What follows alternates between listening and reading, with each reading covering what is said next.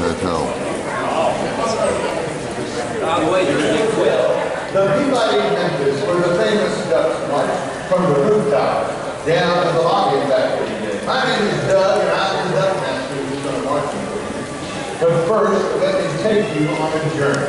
It is said that the Delta begins right here in the lobby of the Peabody Hotel in Memphis, Tennessee, and it ends on Catfish Road in Vicksburg, Mississippi.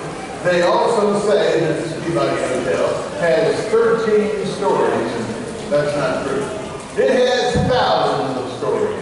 Stories of visiting presidents consecutively, from Mary S. Truman to George W. Bush, of diplomats and dignitaries and monarchs. Stories of the big bands of the 30s and 40s, broadcasting live from the historic Skyway Ballroom up on the rooftop, and stories of the king of rock and roll, but also of anniversary celebrated, reunions visited, and do it all, the Peabody Ducks had won. From the rooftop, down to the lobby and back, over the past, the names and the faces and the events that are the history of this hotel. It all started back in 1869 when Colonel Robert Brinkley realized his dream by opening a state-of-the-art hotel just 2 blocks from here in Monroe, Maine, called the Brinkley House. It was to set the tone for cuisine and luxury in the South. Unfortunately, the Colonel's good friend and investor, Mr. George Peabody, passed away over in London about the time that hotel opened, and they changed the name to the Peabody in his honor. It went along there some 55 years of celebration, hosting such luminaries as Teddy Roosevelt as President of Kennedy. Then on September the 1st, 1925, the doors opened to this beautiful, expanded facility we stand in today at the cost of some $5 million and a couple of years of construction. That's not the whole history of this hotel, folks. Not by a long shot. So if you get an opportunity, go up on the mezzanine level. Check out our memorabilia room. If you go in there, you'll see a collection of names and faces, souvenirs of decades past. My favorite is a framed memo from Mr. Gary Bell, managing partner of the hotel, the food and beverage director, who was trying to change the menu over in Shady Paris. He told him, even though you have a French restaurant there, there better not be any duck on any menu of the Peabody Hotel. The tradition of ducks in the Peabody goes back a long way. In fact, in 1933, when General Manager Frank Stratton's buddy Chip went on a cold duck hunt into the chilly backwaters of the Mississippi in Arkansas. They knew it was going to be a cold day. So they took along another companion just for encouragement, a certain Jack Campbell. Otherwise known as fine Tennessee sipping whiskey. Well, after all, it was going to be cold. They needed a little encouragement. But as the day wore on, apparently they became a little over-encouraged. So we didn't feel it would be a funny idea to bring the live duck decoys, which were legal in Arkansas those days, back here and release them in the fountain. They did. Then they went off to their rooms to sleep it off. Well, the next morning, Mr. Scott was a little concerned about the mayhem that might have been caused due to his misdeeds the night before. After all, he was the general manager, so he rushed down to the lobby and found 2 surprises. Number 1, the ducks were still here. They hadn't flown off to see Beale Street, or to search for Justin Timberlake, or Al Green, or Bruno Mars. And number 2, a group of tourists and guests together, and they were delighted with the frolicking ducks and the fountain of such fine hotel. So of course they were given a couple of days to be free. Turned into an 85-year tradition. When in 1940, Edward Pembroke was hired for the hotel's development. But he was a multi-talented individual. In another life, he'd been an animal trainer with Ringling Brothers, Barnum and Bailey Circus. He told me, upon his employment, if you'll let me, I'll take 5 North American mallard ducks, 1 male and 4 females, instead of these 3 English call that you have here. And I'll train them to march from the Rooftop Palace across the Delaware, down to the lobby level, across the red carpet, and into the fountain every day at 11 o'clock. At 5 o'clock, I'll march them back, put them to bed. Management didn't know what to think about that. They rolled their eyes and looked at each other. They said, all right, Edward, give that a shot. See what you can do. And for 50 years, Mr. Pembroke guided us from the rooftop down to the lobby. And in so doing, he became an ambassador of goodwill for the Peabody Hotel and for the city of Memphis. And he appeared in such venues as The Tonight Show with Johnny Carson. the Sesame Street program, where he and his ducks helped to celebrate National Rubber Ducky Day. They also did photo shoots of people and other magazines, such as Sports Illustrated Spring Edition, where the ducks discreetly showed very little litter. If I was a person like Mr. Pembroke, I would have said that I'm national, but I'm not. Management thought so, and so they bestowed upon Edward Pembroke the title Duck Master, the world's first duck master here at Peabody Hotel.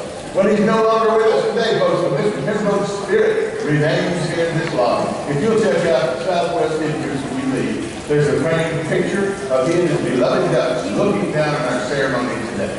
That's a little history of the hotel and tradition of the ducks. That just about wraps up, except for a duty and privilege that I had to perform. From time to time, we encounter someone with such integrity and such people skills, such personality, that we have to give them an opportunity to come here and help us at the fountain. And today we have such a person. I want you to greet Miss Anna Mary Jenkins.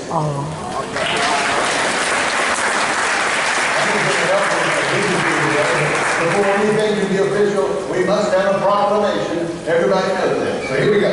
Whereas the day marching the world-famous Peabody Ducks is a time-honored tradition, begun in 1933 and attended by countless visitors. And whereas the care and protection of the Peabody Ducks must be attended to on a daily basis and can only fall to persons of high standards and great distinction, and whereas you as such a person, be it resolved that on July the 4th, happy 4th of July, everybody, 2018, Miss Anna Mary Jenkins has been chosen Honorary Duck Master. Congratulations. So to help me proper with my duties here at the fountain, we have an official Peabody Duck Master's cane. Okay. Well, that's a little history of the hotel, a little tradition.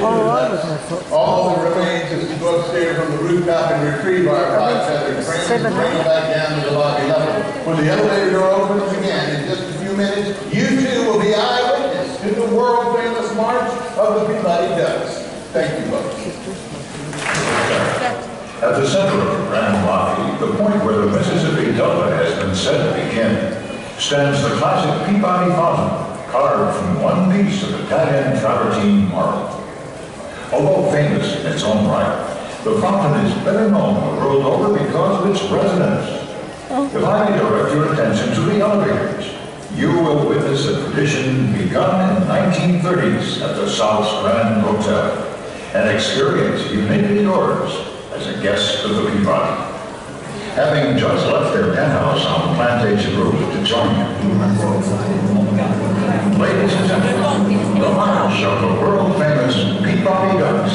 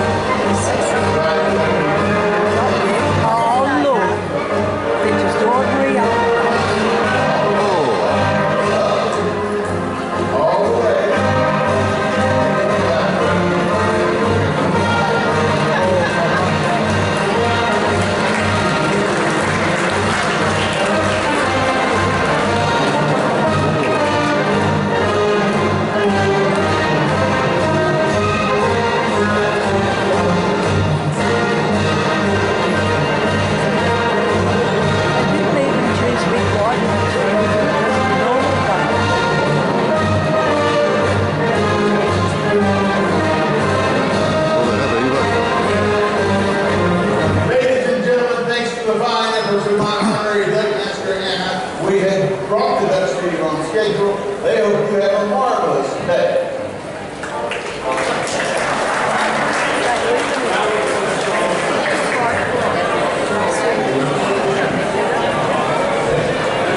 This is going to be part of the place to come tonight to see fireworks. This is a great place. It's got the cool place. We're going to have bars in here. There's going to be a lot of bars set up outside. Will they let us in? Yes, it's open. You have any money? You have any money? Yeah. They're going to let you in. We're in America. course. Got that right, brother. Okay, you know how it works. But this would be one of the great places because you then from outside, you'll see a wonderful view of the fireworks from the roof. And we're going to walk down the roof in a minute. I want you to see this. But like I said, when the hotel was built, this was flat. It was the only hotel in Memphis building that had a flat roof. They thought about this when they built the hotel, that they were going to have these grand parties. But once they started having the grand parties, they went, our roof's too big.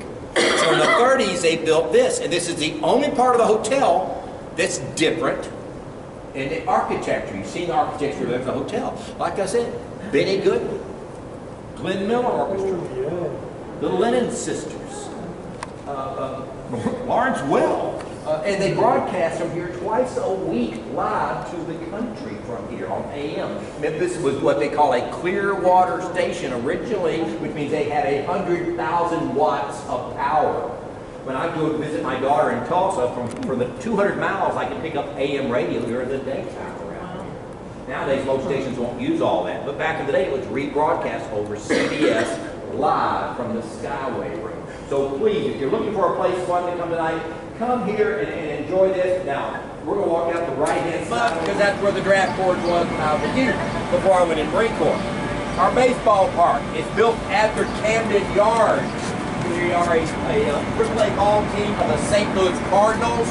We owned the stadium outright for many, many years. St. Louis came down and said, we would like to buy your stadium from you. We said, we don't want to sell it. They said, we're thinking of taking our ball team and going somewhere else then. We said, sir, what would you like to pay us for the stadium? And then about $8 million changed hands. They couldn't renovate it. It's too new. It is wonderful to see. 2 years ago, I'm sitting there, and the second baseman, whose name was Stubby, clapped. They stopped the game at the third inning, and the announcer comes up and said, Stubby, get out of there. You're on the way to the circus, which means you're on the way to Major League tomorrow. He did handstands coming off the field. They took him right to the airport and flew him to St. Louis, where the next day he is the second baseman for the St. Louis Cardinals. To see that kind of energy going in front of you after the game, you run the bases. And some of the guys are out there shaking hands with the kids and being pretty good. Try that in a Major League Park. Plus, you can afford to go there.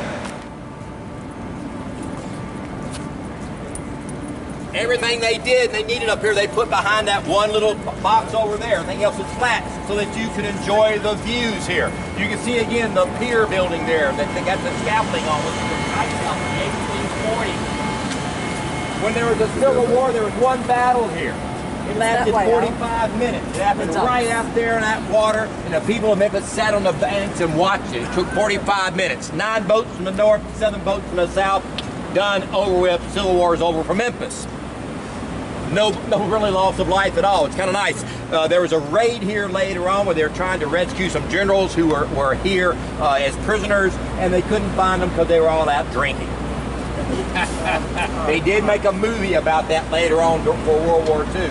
Walk on down toward the duck ponds. The ducks are totally turned over. They are not pets. They are not played with. They are not talked to. They are not handled in any way except to be trained to what they have to do. Because when their 3 months are over, they're taken out to a certain farm and they are let loose into the wild again. And they train another group. They'll bring about 10 ducks in and they'll work with them and help pick 5 out of that.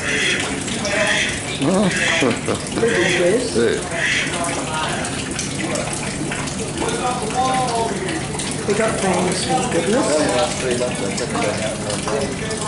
On up. FedEx Farm. That's the one they built to shut the pyramid down with. It only holds 20,000 instead of 22,000. Look at the white church down right past it. Those 2 steeples used to be about 3 floors higher than they are now. One had a huge bell in it, the other had an angel statue in it. Several storms knocked them down over the years, and they quit rebuilding them after a while.